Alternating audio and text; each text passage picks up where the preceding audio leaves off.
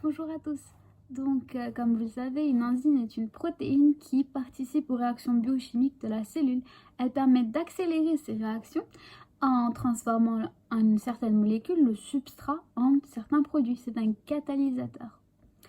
Nous allons donc essayer d'observer cette réaction enzymatique, cette cinétique enzymatique, à travers une simulation en prenant le cas de la photorespiration. La respiration et la photosynthèse sont des mécanismes énergétiques que l'on peut observer dans une cellule végétale. Ce sont les plus connus. Mais il existe une troisième qui est moins connue que celle-là, c'est la photorespiration. La photorespiration est dépendante de la lumière et va donc consommer de l'O2 pour donner du CO2, mais aussi de l'H2O2 qui est très toxique pour la cellule. C'est pour ça qu'on va avoir notre enzyme, la catalase, qui va intervenir et dégrader cet H2O2 en d'autres produits beaucoup moins offensifs, soit l'O2 et H2O. C'est notre catalase. Nous allons donc observer cela à travers cette simulation-ci. Nous allons commencer par définir nos agents. Nous avons tout d'abord l'H2O2 qui est notre substrat. Nous lui avons donné la couleur orange, c'est important pour le graphique que nous allons donc observer plus tard.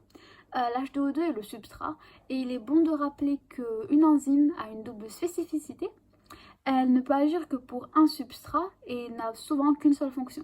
C'est parce que le site actif de l'enzyme a une forme particulière et que cette forme ne correspond qu'à un substrat particulier pour former une sorte de combinaison, donc le complexe enzymatique qui a une combinaison serrure les clés. Nous avons ensuite l'enzyme qui va donc permettre cette catalyse. Nous avons ensuite le complexe enzymatique qui est le résultat de l'H2O2 lorsqu'il est fixé à l'enzyme. Ensuite, nous avons l'O2 qui va être notre premier produit et l'H2O, notre second produit. Donc nous avons attribué des couleurs différentes à chacun. Donc l'orange correspond au substrat, soit la molécule du début. Ensuite, nous avons l'enzyme qui a une couleur verte. Ça va nous aider pour le graphique que nous allons observer plus tard. Nous avons ensuite le complexe enzymatique qui a une couleur bleue. Ce n'est pas vraiment important pour le graphique, mais on l'indique quand même. Nous allons ensuite avoir l'H2O qui, quant à lui, a une couleur rouge. Pareil pour l'O2. Donc ce sont les produits, je leur ai donné la même couleur. Nous avons d'ailleurs fixé deux règles. La première est celle de fixation, selon laquelle une enzyme rencontrant une molécule d'H2O2 va se lier à celle-ci et donner le complexe enzymatique, et celle de catalyse, selon laquelle un complexe enzymatique, soit la réaction de fixation entre l'H2O et l'enzyme, va nous donner nos produits, soit l'O2 et l'H2O, à partir de l'H2O2, qui va être donc dégradé par l'enzyme.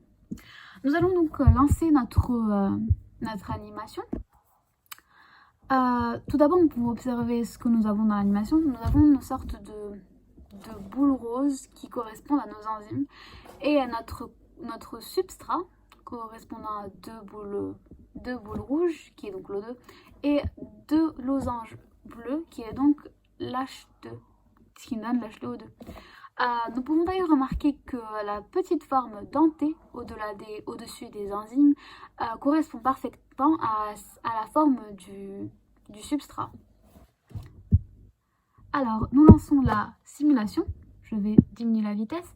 Nous pouvons observer qu'une enzyme qui rencontre un substrat va se fixer et donner un complexe enzymatique comme nous l'avons défini à partir de nos lois. Et nous pouvons aussi observer que par la suite, ce complexe enzymatique va nous donner nos produits, l'O2 et l'H2O. Nous avons un graphique qui est en train de se dessiner. J'augmente la vitesse pour que celui-ci se complète. Et nous allons donc l'étudier. Donc, nous rappelons que l'orange correspond à notre substrat, que le rouge correspond à nos produits, l'O2 et l'H2O, et que le vert correspond à notre enzyme. Nous remarquons tout d'abord que la courbe correspondant à l'enzyme reste la même, le taux ne varie pas. C'est parce que l'enzyme est un catalyseur et qu'une des propriétés du catalyseur est que celui-ci participe à la réaction mais n'apparaît pas dans le bilan. C'est parce qu'elle se trouve dans leur état initial à la fin de la catalyse. Après leur intervention au cours de la réaction, les enzymes vont conserver leurs propriétés et sont disponibles pour catalyser de nouvelles réactions. Ce qui explique donc cette courbe. La seconde courbe que nous allons donc étudier est celle du substrat, donc l'orange, qui décroît. Le taux est en baisse. Et cela est parce que le substrat qui va donc former le complexe enzymatique lorsqu'il rencontre l'enzyme va ensuite être dégradé en produits l'H2 et l'O2. Ce qui explique pourquoi la courbe représentant les produits, la courbe rouge, est au contraire croissante alors que l'autre décroît, le nombre de produits va augmenter. Donc cette simulation de la catalyse affirme donc le bilan que l'on a pu observer sur notre document. Alors 2H2O va donner de l'O2 plus 2H2O. Donc comme nous l'avons dit précédemment, c'est normal que l'enzyme ne figure pas puisqu'elle reste dans son état initial. Donc voilà, c'était tout pour cette modélisation de la catalyse. Donc il faut surtout se rappeler que la catalyse est effectuée par une enzyme, que l'enzyme a une double spécificité et que c'est l'enzyme qui va permettre la dégradation de l'H2O en deux produits différents.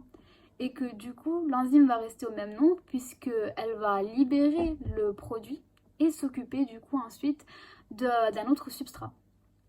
C'est pour ça qu'on en a besoin d'elle que d'un petit nombre d'ailleurs.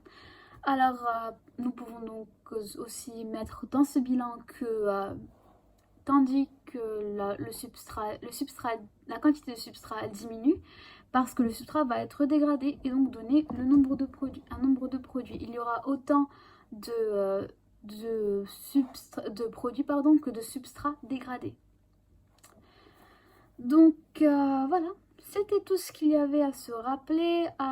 Donc oui, aussi l'enzyme ne peut se mettre en complexe enzymatique avec un substrat qui est complémentaire à sa forme. Donc nous pouvons faire un petit bilan de cette expérience.